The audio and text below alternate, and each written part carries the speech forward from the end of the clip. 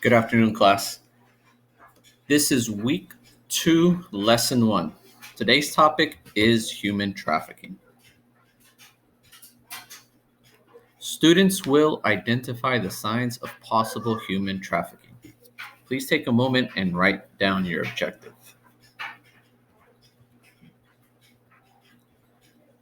Today, there are well over 20 million people enslaved around the world.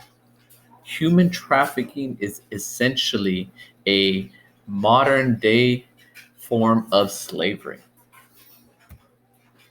Traffickers, which are the people who traffic individuals, they use force, fraud, or coercion to control their victims for the sole purpose of engaging in commercial sex acts or labor services against their will. Now, traffickers, um, the main thing you want to walk away from with this bullet point is that they use any type of violent or any type of coercion to basically make their victims perform sexual acts or work against their will. Now, the image that you see here is basically an image of how many people are trafficked all over the world, and just so you can tell, in between the United States, Canada, and Europe, there's well over 1.5 million people enslaved.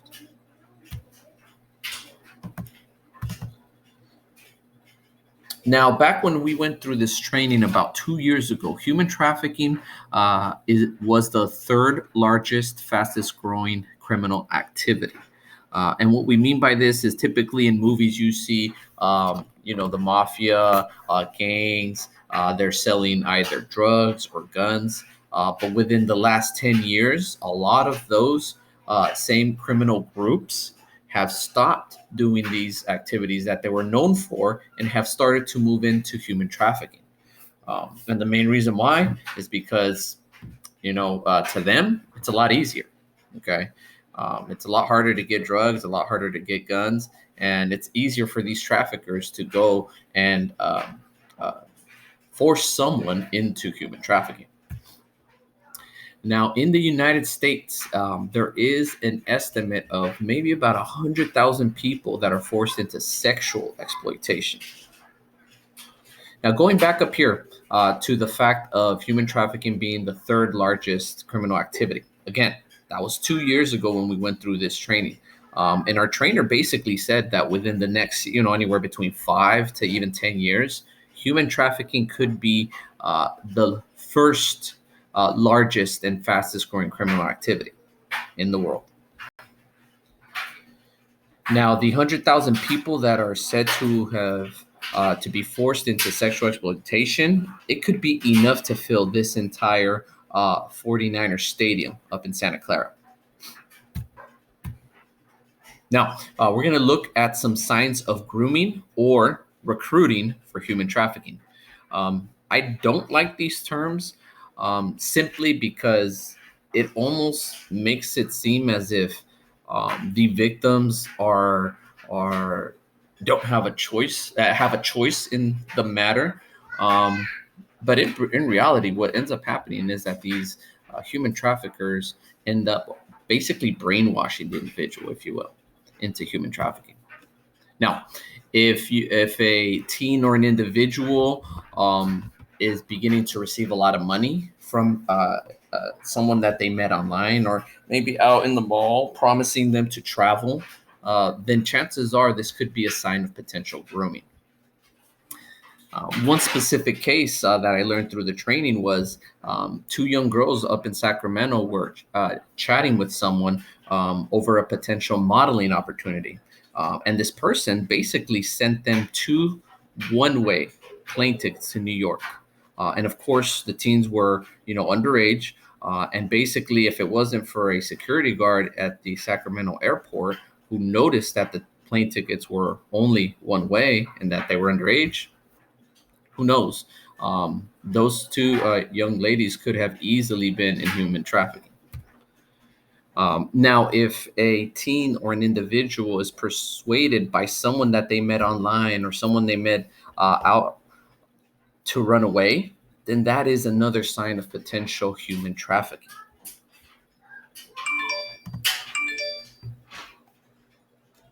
Now, sending excessive amounts of money uh, or spending, excessive amounts of money on clothing and personal things can also be a sign of human trafficking.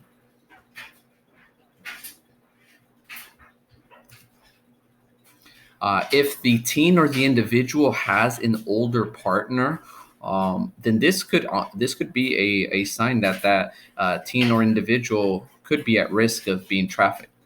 And when we talk about an older partner, we're talking about, for example, if there is, 15-year-old high schooler who is dating a 25-year-old, a 26-year-old.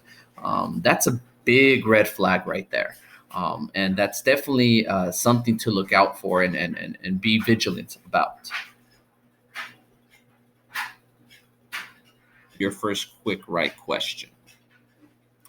Now, what are the signs that someone is being groomed?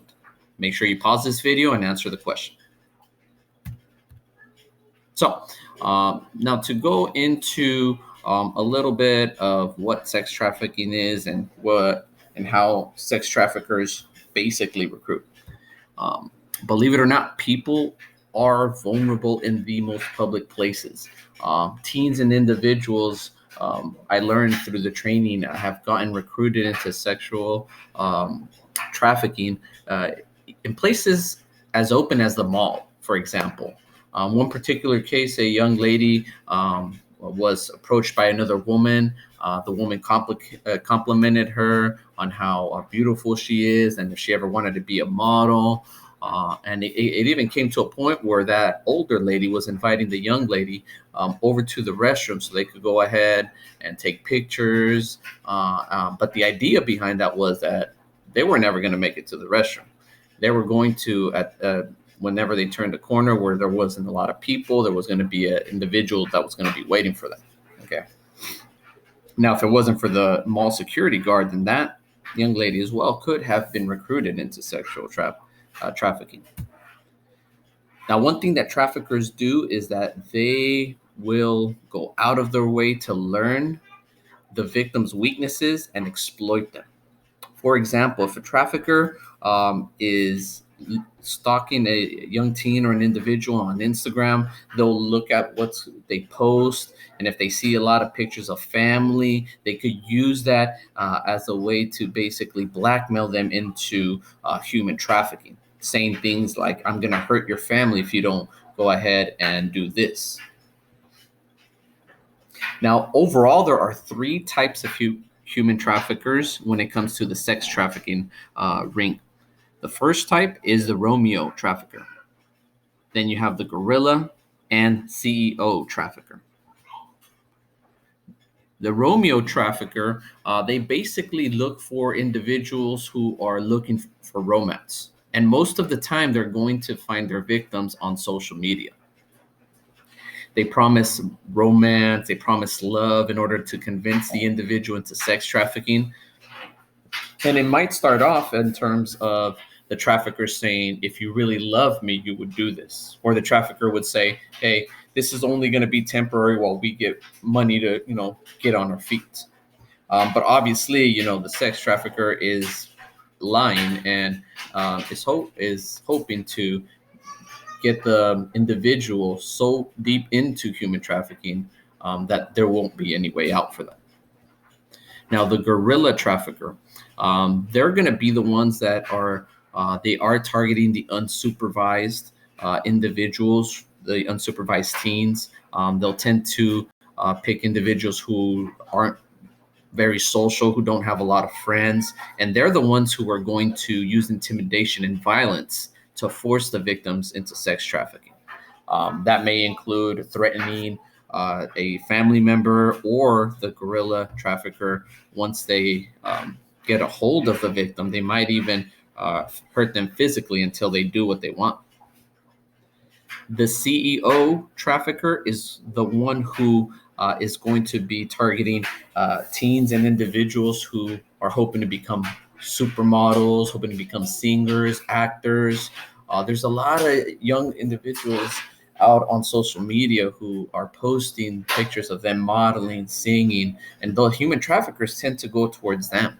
And they promise an opportunity to work in the area that is interesting to the victim.